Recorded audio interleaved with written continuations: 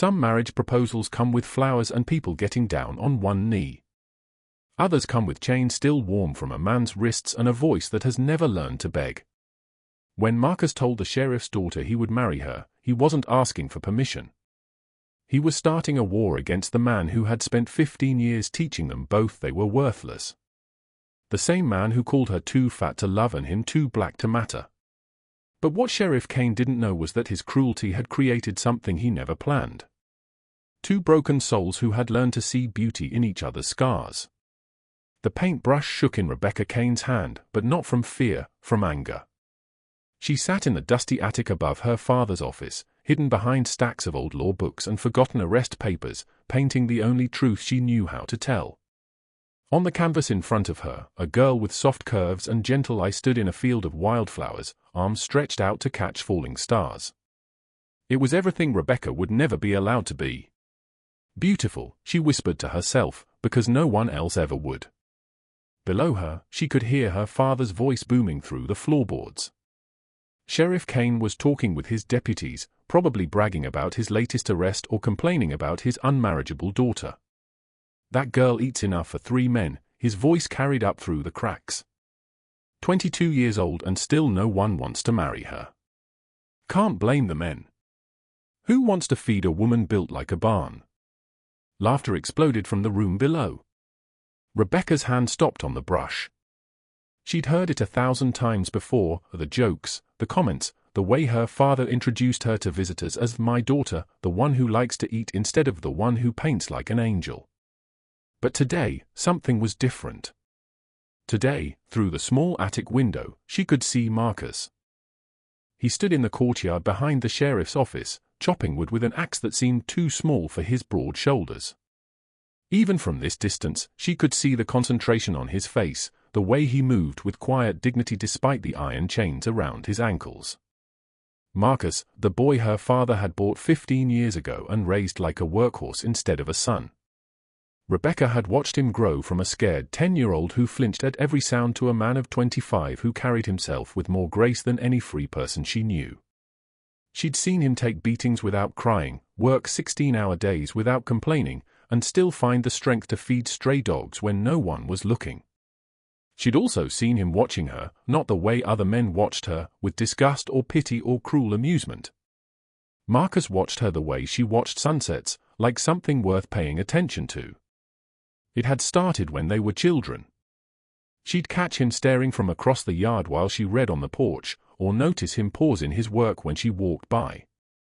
Never bold enough to speak, they both knew the rules about slaves talking to the sheriff's daughter, but always aware, always seeing. The first time she'd realized he noticed her paintings was 3 years ago. She'd left a canvas propped against the back porch to dry, a landscape of the creek where she used to swim before her father decided she was too big to be seen in undergarments. When she came back an hour later, the painting was exactly where she'd left it. But beside it, carved carefully into the wooden porch rail, was a single word, beautiful. Her father had blamed the damage on local troublemakers and had Marcus sand the word away the next morning. But Rebecca had seen the way Marcus's eyes stayed on the smooth wood where his carving had been. And she'd known someone had finally seen her art. Really seen it. After that, she'd started leaving her paintings where he might notice them. Never obviously, just casually positioned where his work might take him. And every time, she'd find some small sign that he'd been there, a wildflower laid across the canvas, a rock arranged in the shape of a heart. Once, impossibly, a perfect butterfly drawn in the dust beside her easel. They'd never spoken about it, never admitted their silent conversation. But Rebecca had started painting differently. Instead of just her pain, she'd begun painting hope. Instead of just her loneliness, she'd begun painting connection. She was painting love, even when she didn't fully understand what it was. Now, watching Marcus work in the courtyard below, she felt that familiar flutter in her chest. The same feeling she got when she mixed the perfect shade of blue, or when a painting finally captured exactly what she'd been trying to say. Rebecca, her father's voice cut through her thoughts like a whip crack. "Get down here." She set down her brush, wiped her paint-stained fingers on her apron, and made her way downstairs. The deputies were still gathered in her father's office, their faces flushed with whiskey and self-importance. Sheriff Kane stood behind his desk, all 6 feet of him, radiating the kind of authority that came from wearing a badge for 20 years. His grey hair was slicked back, his mustache perfectly waxed, his uniform pressed and pristine. He looked like a man who'd never doubted his own righteousness.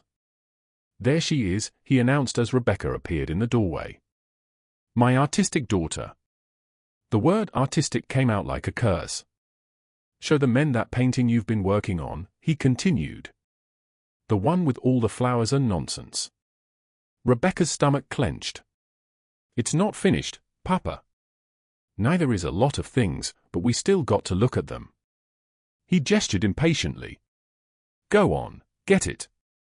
She climbed back to the attic on unsteady legs, got the canvas, and brought it down. The deputies gathered around as she reluctantly held it up. For a moment, there was silence. Then Deputy Mills whistled low.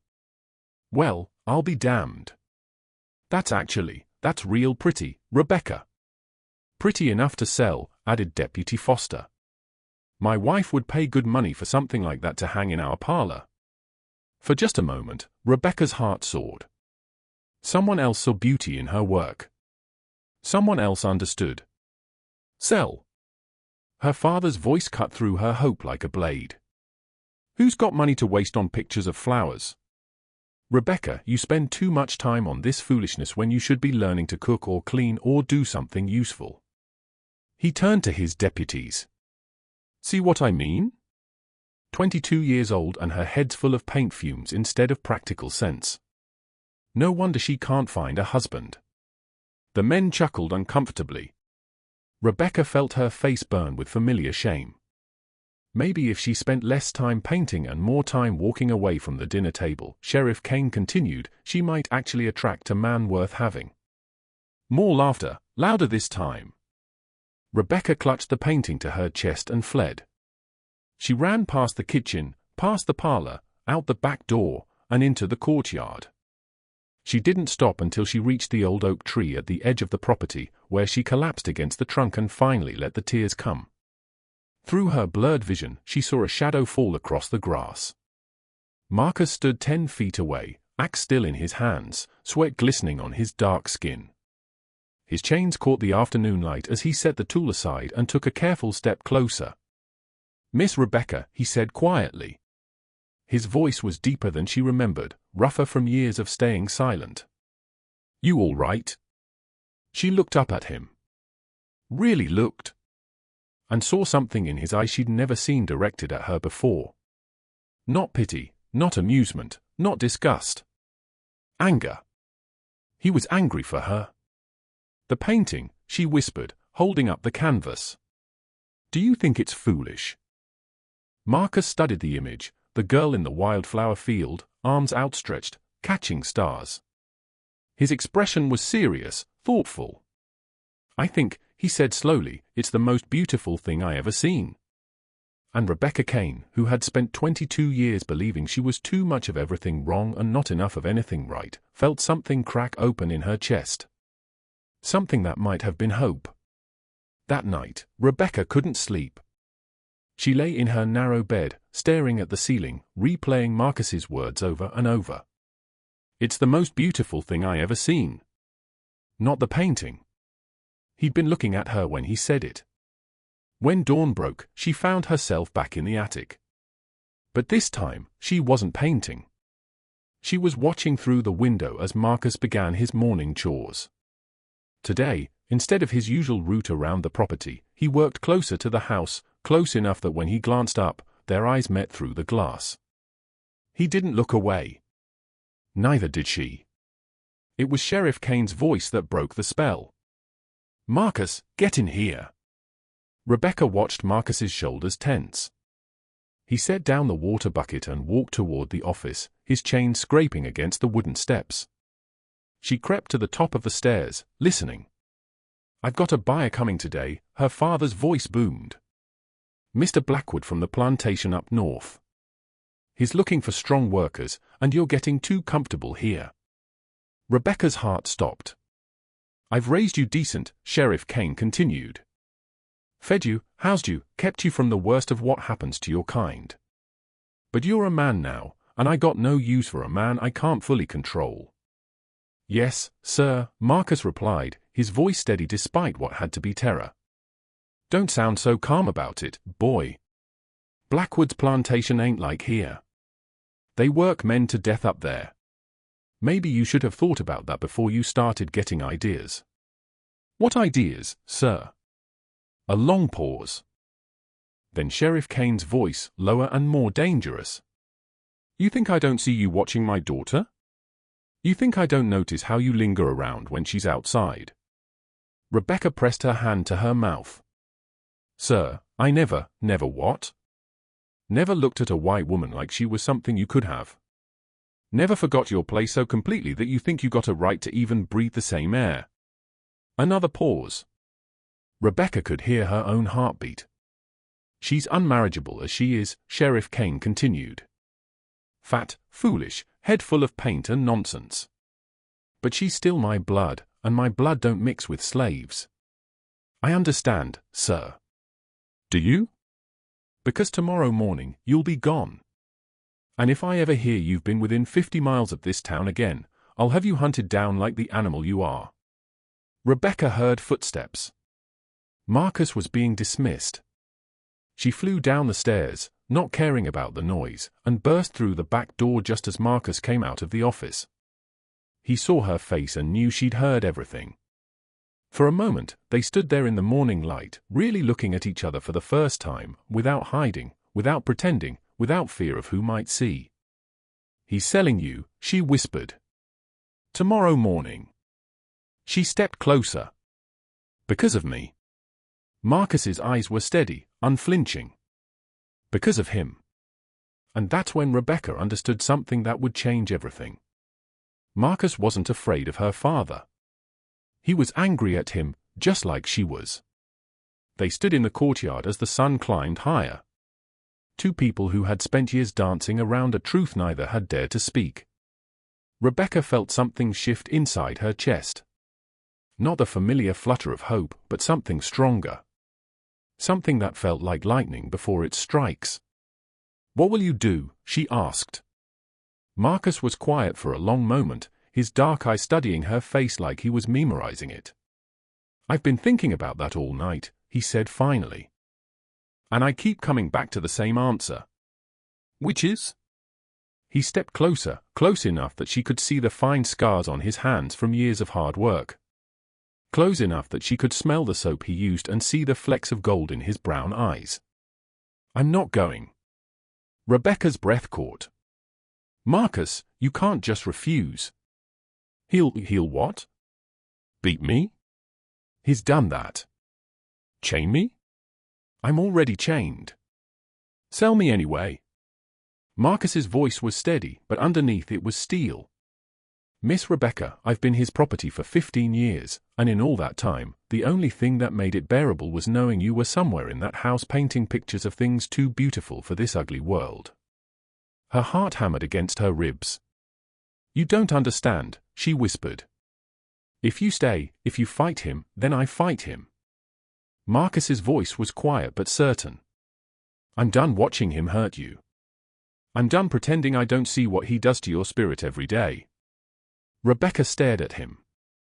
In 15 years, no one had ever stood up for her. Not once. He's my father, Marcus. And I'm what? His voice was soft, but his eyes were blazing. His property? His slave? Something less than human. She shook her head quickly. No, that's not. Then what am I, Miss Rebecca?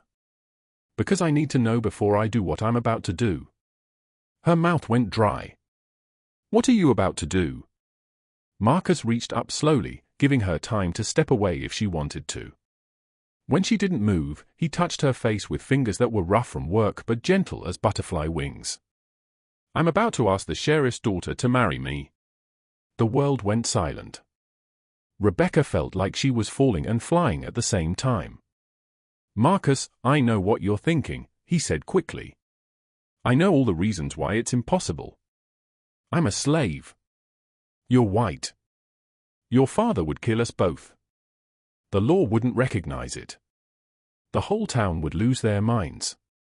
She nodded mutely. But here's what I know. Marcus continued, his thumb brushing across her cheek. I know that for 15 years you've been the only light in my darkness. I know that your paintings make me believe in beauty, even when everything around us is ugly. I know that when your father tears you down, I want to build you back up. And I know that tomorrow, when they try to drag me away from here, I'm going to fight. Rebecca's eyes filled with tears. I'm going to fight, Marcus repeated, because you're worth fighting for. Because you deserve to be chosen, not discarded. Because someone needs to tell you what your father never will, that you're not too much of anything. You're exactly enough of everything good. A sob escaped her throat. So I'm asking, Marcus said, his voice breaking slightly, will you marry me, Rebecca Kane? Not because we have to, not because we're running out of options, but because I love you. Because I've loved you since we were children, and I'll love you until the day I die. Rebecca looked into his eyes and saw 15 years of silent devotion. 15 years of watching her from afar, protecting her in small ways, seeing her when no one else bothered to look. Your father hates me, Marcus said softly. He hates what I am, where I come from, the color of my skin. But I'll still marry you, Rebecca. I'll marry you and spend the rest of my life making sure you never forget how worthy you are of love. The tears were flowing freely now. Marcus, how? Even if I said yes, how could we possibly? There's a preacher 3 towns over, old man named Samuel, who married my parents before they were sold apart. He don't care about laws that say love is wrong. Rebecca's heart lurched. Your parents? Marcus nodded. They had one day together as husband and wife before the auction block separated them forever. My mama told me it was the most beautiful day of her life. Even knowing what was coming. He took her hands in his. I'm not promising you easy, Rebecca. I'm promising you real. I'm promising you a man who sees your paintings and sees miracles. Who sees your body and sees home. Who sees your heart and sees everything worth protecting in this world.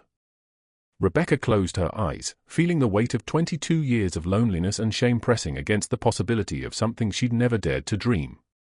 What about my father? She whispered. What about him? He'll never let us. He don't get a say in who you love, Marcus said firmly.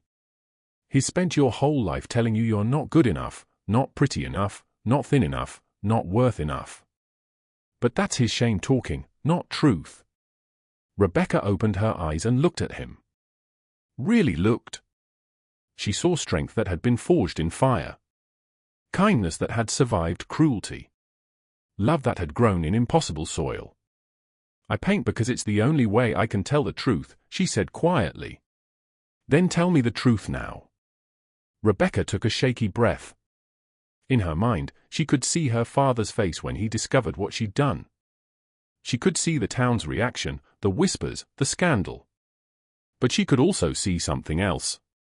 She could see herself waking up beside a man who thought her paintings were miracles. She could see a life where her art wasn't dismissed as foolishness but celebrated as a gift.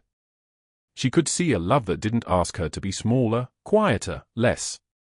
Yes, she whispered. Marcus's eyes widened. Yes? Yes, I'll marry you. Her voice grew stronger. I'll marry you, and I don't care who hates it. For the first time in 15 years, Marcus smiled. Really smiled. And Rebecca thought it was the most beautiful thing she'd ever seen, even more beautiful than her paintings. They left before dawn, slipping away like shadows.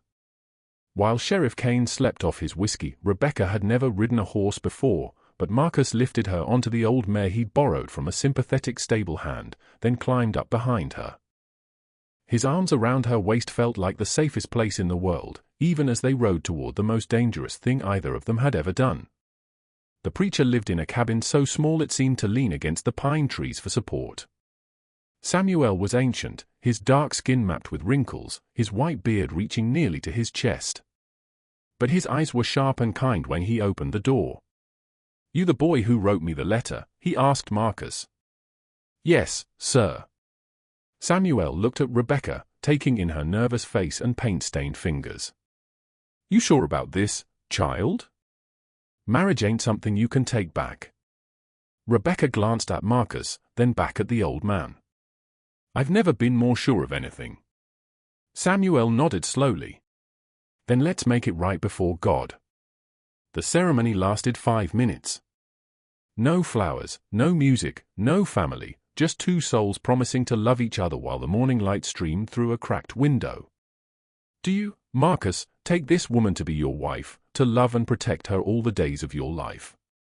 "I do." "Do you, Rebecca, take this man to be your husband, to honor and stand beside him no matter what comes?" "I do." "Then by the power given to me by the Almighty, I pronounce you husband and wife." Marcus kissed her softly, and Rebecca felt like she was finally, truly alive. They made it home by noon, hands clasped, heart soaring. Sheriff Kane was waiting in the courtyard. His face was a mask of cold fury that made Rebecca's blood freeze.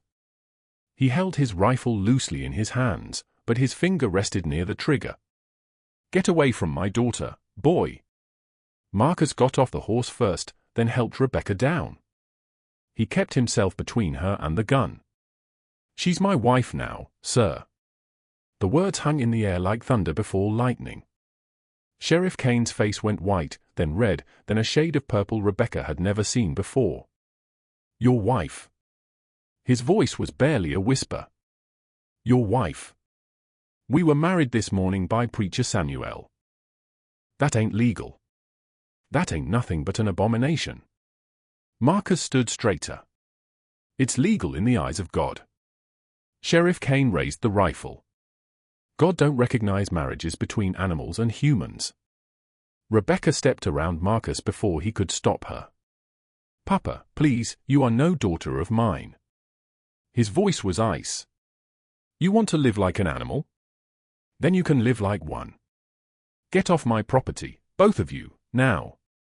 Rebecca felt the world tilt. "Papa, this is my home. This was your home. Now you've got nothing. No family, no money, no roof over your head." His eyes were pitiless. "You made your choice. Now live with it." Marcus took Rebecca's trembling hand. "We will," he said quietly. "And we'll be happier than you ever were." They walked away together, carrying nothing but love and the clothes on their backs. But as they reached the edge of the property, Rebecca heard her father's final words, thrown like stones at their retreating figures. "You'll be back, girl, when you're starving and cold and that boy realizes what a burden you really are. You'll come crawling back." Rebecca squeezed Marcus's hand tighter. She never looked back. They found shelter in an abandoned cabin at the edge of Millfield, 3 towns away from everything they'd ever known. The roof leaked, the windows were cracked, mice had made nests in the corners, and the floorboards groaned with every step. But when Marcus carried Rebecca over the threshold, she looked around at the broken walls and saw possibility. "It's perfect," she whispered. He laughed, the sound echoing off the bare walls. "Rebecca, there's holes in the ceiling and no stove.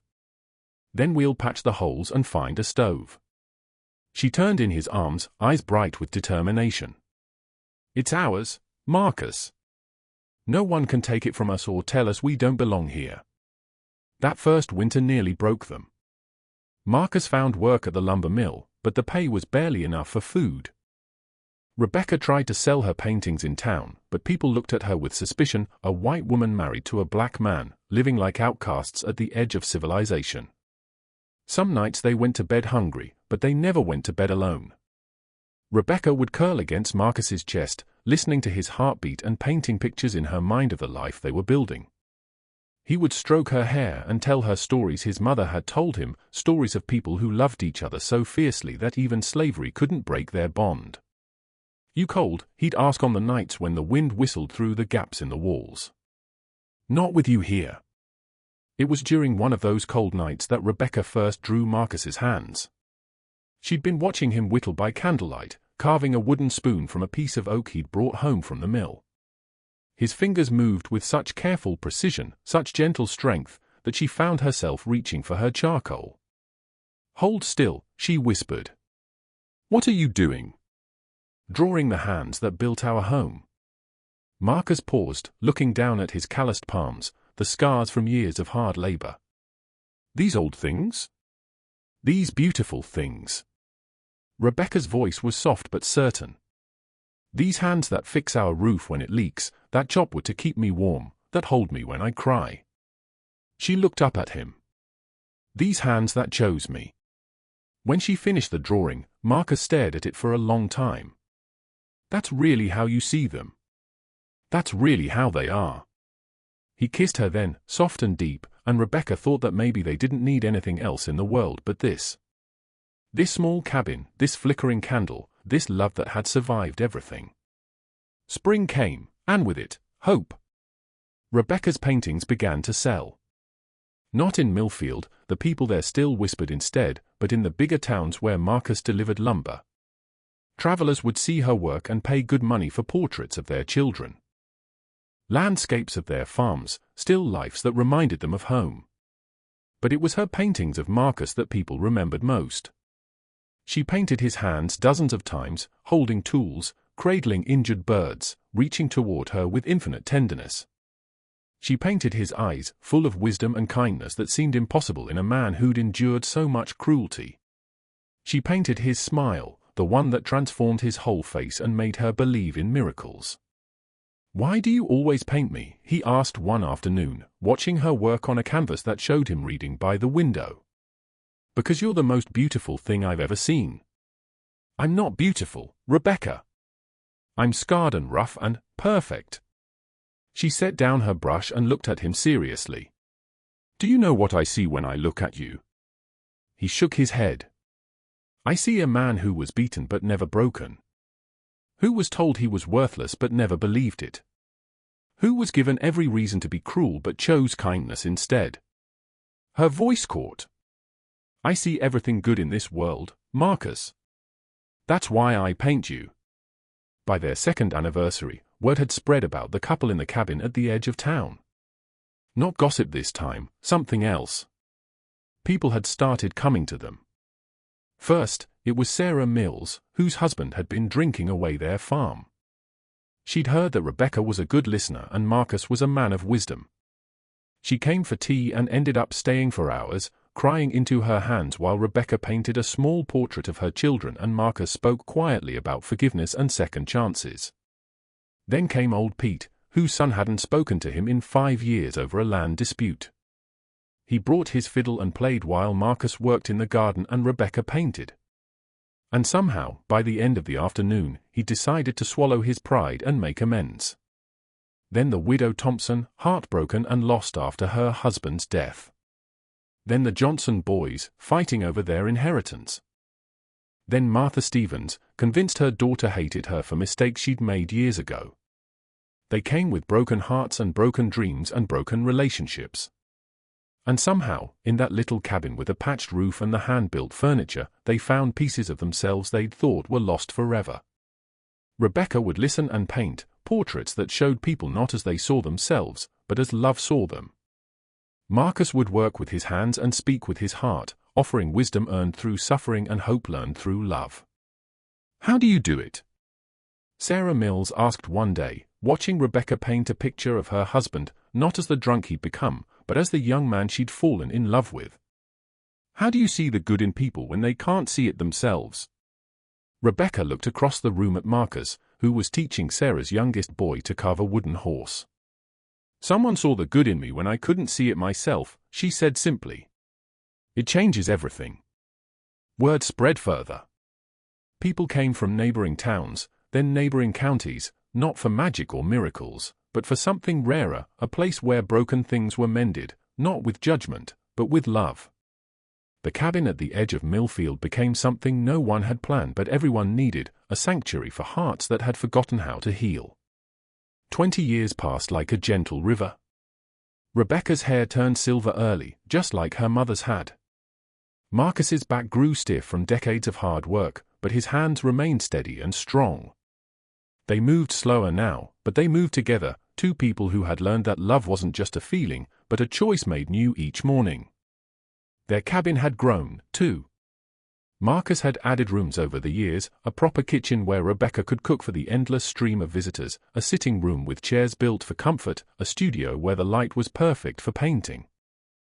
But the heart of their home remained that first small room where they'd survived their first winter, where Rebecca had first drawn Marcus's hands by candlelight. People still came, more now than ever. Young couples on the verge of divorce would arrive bitter and leave holding hands. Parents estranged from their children would find words they'd forgotten how to say. Neighbors who'd feuded for years would discover that pride was a poor substitute for friendship. "How do you do it?" people always asked. "How do you fix what's broken?" Rebecca would smile and continue painting, portraits that showed people as love saw them, not as anger or hurt or disappointment painted them. "We don't fix anything," she'd say gently. "We just remind folks what they already knew before the world convinced them to forget."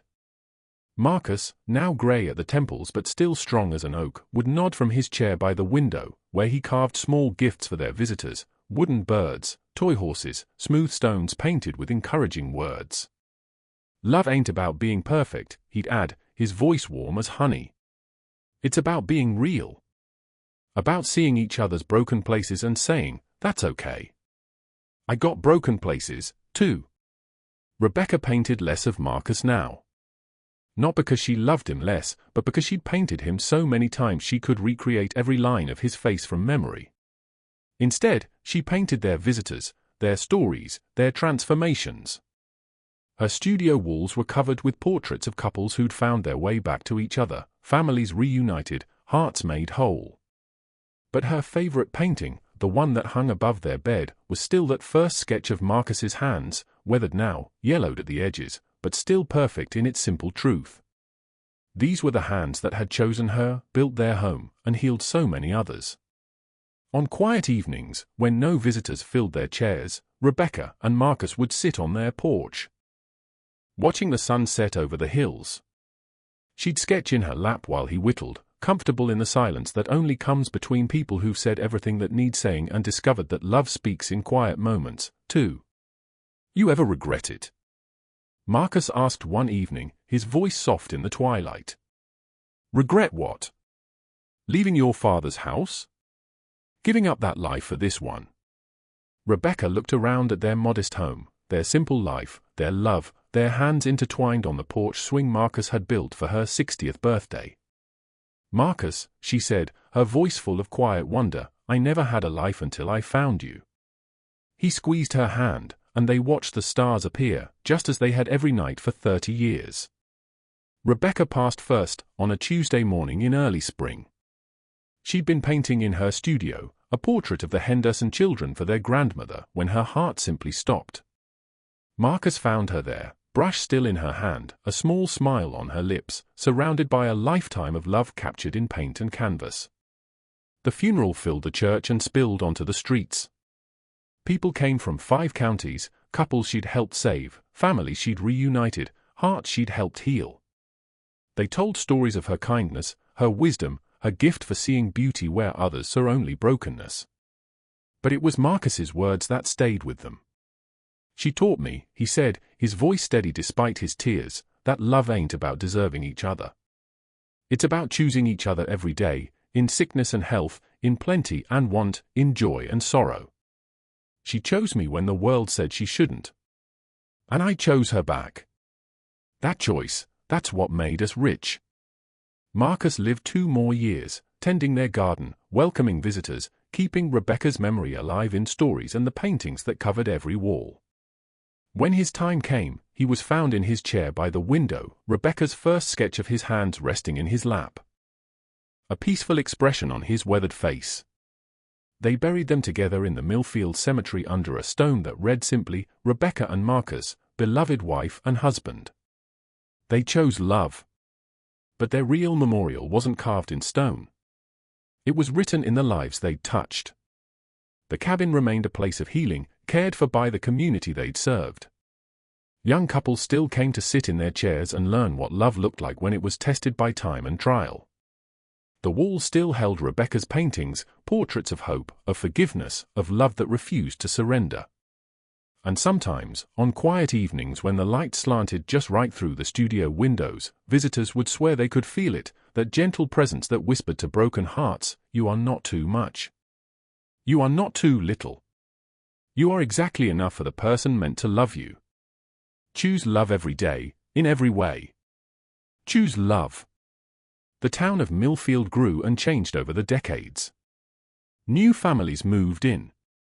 Old ones passed on. But one thing remained constant, the story of the slave boy and the sheriff's daughter who proved that love, real love, doesn't ask permission from the world. It just chooses and keeps choosing until the very end. And sometimes, if you know how to look, even beyond the end. Their love had become legend. Their choice had become legacy. And in a world that often forgot what love looked like, their story reminded everyone who heard it, this is how you love. This is how you choose. This is how you build something beautiful from broken pieces. This is how love wins. If this story touched your heart, you're not alone. Love has always found a way to bloom in the most impossible places, between the most unlikely people, against the greatest odds. Subscribe to hear more stories of courage, hope, and hearts that refuse to surrender. Stories of people who chose love when the world told them not to.